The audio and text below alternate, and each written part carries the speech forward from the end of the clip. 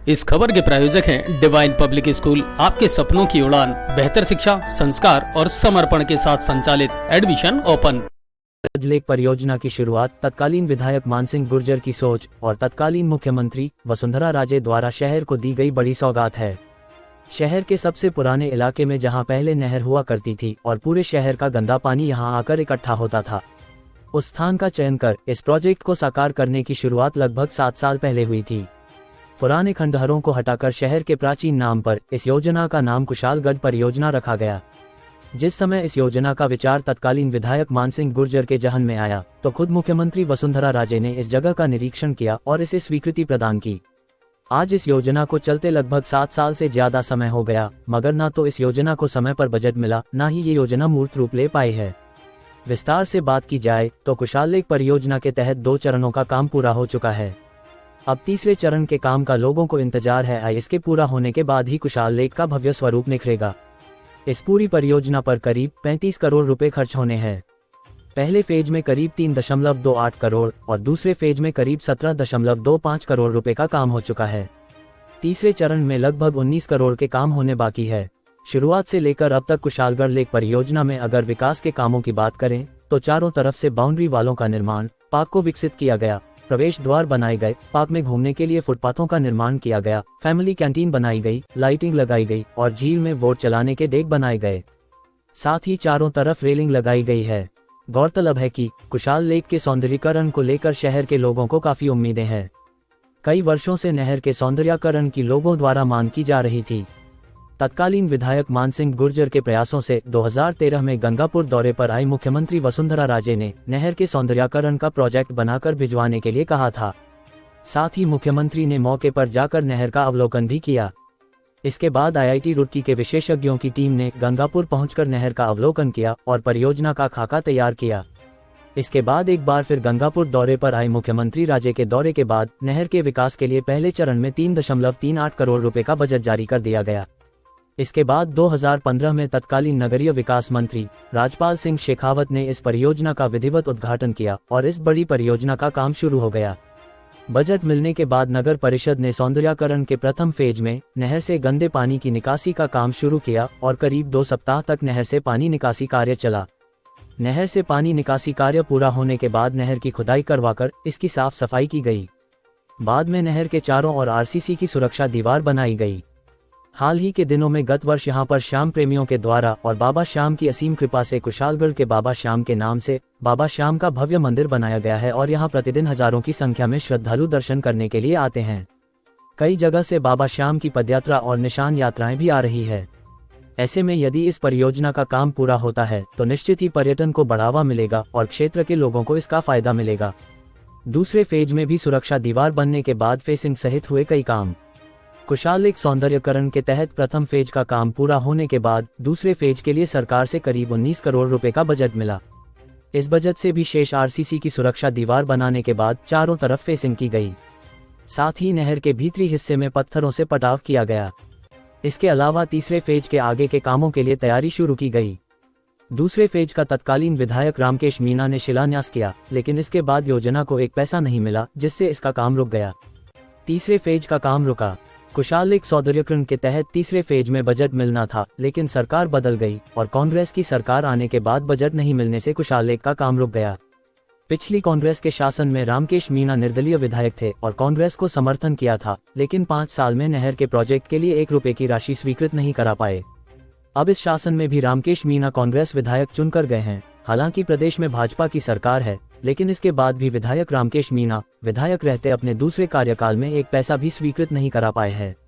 अब तीसरे फेज का पैसा मिले तो काम फिर शुरू हो और इसके बाद गंगापुर सिटी क्षेत्र के वर्षों पुराना कुशाल लेक का सपना पूरा हो सकेगा। ऐसा है कुशाल लेक का प्रोजेक्ट। कुशाल लेक में स्वच्छ पानी की आवक कर नौक विहार के साथ साथ इसमें रेस्टोरेंट, पार्क और कुशाल लेक में घूमने फिरने के लिए पैदल मार्ग, योगा केंद्र आदि विकसित किए जाएंगे। इस पूरे कार्य पर करीब 35 करोड़ रुपए खर्च होंगे। इसमें प्रथम और द्वितीय फेज का काम तो लगभग पूरा हो चुका है, लेकिन अब तृतीय फेज का काम बजट के अभाव में अधर में लटका है। बजट मिलने के बाद परियोजना का काम शुरू होगा और इसके बाद कुशाल लेक परियोजना मूर्त रूप लेगी। गंगापुर सिटी नगर परिषद सभापति शिवरतन अग्रवाल का कुशाल लेक परियोजना को लेकर कहना है कि परियोजना के संबंध में बजट जारी करवाने के लिए राज्य सरकार को पत्र लिख दिया गया है। उम्मीद है सरकार द्वारा जल्द ही परियोजना को बजट जारी किया जाएगा और बकाया कामों को जल्द पूरा कराकर शहर वासियों के सपने को साकार किया जाएगा। आई सभापति ने विधायक रामकेश मीणा पर कटाक्ष करते हुए कहा कि विधायक रामकेश मीणा ने अपने कार्यकाल में इस परियोजना हेतु 1 रुपया भी स्वीकृत नहीं करवाया, नहीं तो अब तक योजना मूर्त रूप ले चुकी होती और जनता को इसका लाभ मिलना शुरू हो चुका होता।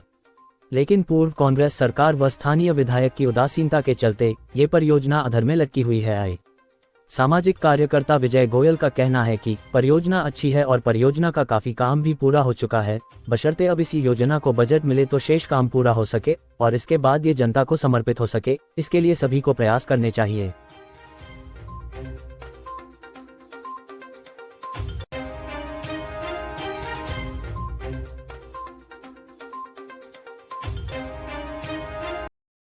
सर, कुशालगढ़ लेक परियोजना एक बड़ी परियोजना थी शहर के लिए और 2 चरणों में उसमें काम पूरा भी हो गया, लेकिन अब वो परियोजना कहीं ना कहीं दम तोड़ती हुई नजर आ रही है। क्या कारण है और किस तरह ये योजना पूरी पिछड़ रही है अब तक? यह कुशालगढ़ जो योजना है ये सन 2018 में 2013 से 18 का कार्यकाल मानसिंह जी गुर्जर का था, तब ये योजना आई थी। हमारे प्रदेश की यशस्वी मुख्यमंत्री वसुंधरा जी 2 बार यहाँ पर आई और दोनों बार बहुत बढ़िया ये प्रोजेक्ट रहा। 2 किस्तें उनके समय मिली, लेकिन 18 से 23 के बीच में हमारे आदरणीय रामकेश जी मीणा विधायक रहे। उन्होंने एक बार भी ये प्रयास नहीं किया कि इस परियोजना के लिए हम पैसा लाएं। अभी इसमें हमने दोबारा काम शुरू किया है, गार्डन को भी इसमें मेंटेन किया है, नहर के अंदर भी पानी भरने का हमने प्रयास किया और पानी भरा भी है। जैसा कि सभी शहरवासी चाहते थे कि नहर के अंदर पानी भरे, जिससे जो पार्क सूख रहा था वो भी डेवलप हो और शहर के जो क्रियाकल्प हैं शहर के अंदर, क्योंकि वाटर लेवल बहुत नीचे चला गया था, इस पानी को भरने के बाद में पूरे शहर का जलस्तर जो है वो बढ़ेगा और कहीं ना कहीं शहर की सुंदरता में 4 चांद लगेंगे। अच्छा, अभी इसका कितना काम बाकी है? लास्ट फेज जो चल रहा है उसमें अभी तो बहुत कुछ करना बाकी है। अभी सौगात कब तक मिल सकती है शहरवासियों को इसकी? अभी केवल इसके 2 फेज पूरे हुए हैं, इसके 2 फेज और बाकी हैं। शीघ्र ही मैं उम्मीद करता हूँ कि हमने जो कुशालगढ़ लेक परियोजना का जो बाकी काम है उसके लिए प्रस्ताव बनाकर भेजे हुए हैं। जैसे ही राजस्थान की सरकार से हमें बजट मिलेगा और हमें उम्मीद है कि हमारे आदरणीय भजनलाल जी शर्मा के नेतृत्व में जो सरकार काम कर रही है वो हमें बहुत जल्दी ही बजट देगी और शीघ्र ही हम नहर का काम पूरा करेंगे। योजना का नाम कुशालगढ़ लेक परियोजना ही रहेगा या श्याम सरोवर हो जाएगा? कुशालगढ़ लेक ही रहेगा। श्याम बाबा का मंदिर है, बड़ी आस्था का विषय है कि गंगापुर शहर के अंदर बाबा श्याम का मंदिर है, लेकिन हमारे गंगापुर का नाम कुशालगढ़ के नाम से है और बाबा का नाम भी कुशालगढ़ के श्याम है।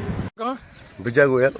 विजय जी, गंगापुर सिटी में जो मुख्य पॉइंट है और आस्था का केंद्र है कुशालगढ़ के बाबा श्याम, यहाँ पर जो कुशाल लेक बनी हुई है इसमें 2 फेज का काम भी हो चुका है, लेकिन किस वजह से जो है ये लोगों के लिए उपलब्ध नहीं हो पा रही है? क्या वजह रही है इसकी? देखिए, ये पहले कोई ज़माने में नहर के नाम से ये प्रोजेक्ट हुआ करता था, पर व्यवस्था खराब होने के कारण इसकी दुर्दशा हो गई थी नहर की। उस वक्त पूर्व विधायक मानसिंह गुर्जर के आग्रह पर वसुंधरा राजे को यहाँ पर अवलोकन कराया गया मुख्यमंत्री को और उन्होंने कुशाल लेक के प्रोजेक्ट में इस गंगापुर को सौगात दी, जिसके 2 चरणों में यहाँ पर उसके फलस्वरूप 2 चरणों में यहाँ पर काम हुआ। इससे आपको ये हरी भरी और ये अच्छा प्रोजेक्ट हमको नज़र आ रहा है। परंतु तीसरे जो फेज़ का जो इसका बजट आना था वो आया नहीं, इस वजह से इसका काम रुका हुआ है।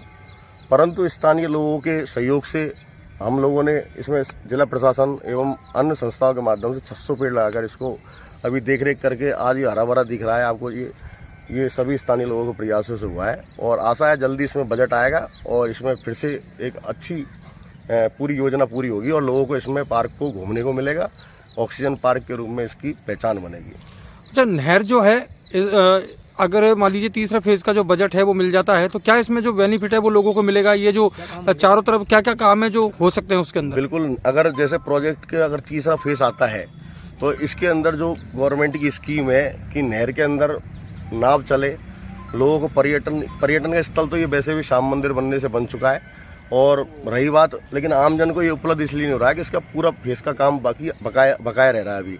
तो तीसरा फेज का पैसा अगर आता है तो इसमें बकाया काम पूरे होंगे। ये रेस्टोरेंट चलना है, इसको क्या सरकार किस तरह चलाएगी, पीपी मोड पर चलाएगी या इसका कोई शुल्क होगा, ये तो सरकार निर्धारित करेगी। परंतु हमारी तो जो जिम्मेदार लोग हैं, जिम्मेदार चाहे पूर्व विधायक हो, चाहे सभापति जी हो, तो उनसे मेरा आग्रह है कि इसको अतिशीघ्र इस काम को गति मिले और लोगों के लिए पार्क खुले। बीच में दो बार जो है जो विधायक हैं वो दूसरे रहे थे, रामकेश जी रहे। क्या रामकेश जी के द्वारा इस जो प्रोजेक्ट है इसको बिल्कुल बजट नहीं दिया गया? कांग्रेस की जब सरकार थी तो मेरे हिसाब से शायद विधायक द्वारा भी कोई ऐसा प्रयास नहीं किया गया। अगर शायद विधायक महोदय इसमें प्रयास करते तो इसको तीसरा फेज का ऐसा मिलता और इसका कार्य पूरा होता। अब आपके शहर गंगापुर सिटी में चिकित्सा के क्षेत्र में नए आयाम, नए भव्य स्वरूप में आया है वर्धमान मल्टी स्पेशलिटी हॉस्पिटल, जिसमें सभी प्रकार की बीमारियों का एक ही छत के नीचे अत्याधुनिक तकनीक से चिकित्सा सुविधा उपलब्ध, जिनमें जनरल मेडिसिन, सर्जरी, गायनिक, शिशु रोग, हड्डी रोग, यूरोलॉजी, दंत रोग चिकित्सा सुविधा उपलब्ध, विशेषज्ञ डॉक्टर्स की टीम, अत्याधुनिक लैब व सभी प्रकार की जांच सुविधा उपलब्ध, सभी प्रकार की योजनाएं जैसे मुख्यमंत्री चिरंजीवी RGHS की सुविधा उपलब्ध। वर्धमान हॉस्पिटल का वादा हर व्यक्ति को निरोगी बनाना। आज ही संपर्क करें Vardhman multi speciality hospital, Jaipur road, Gangapur city. Contact number 8302906531 और 746329475।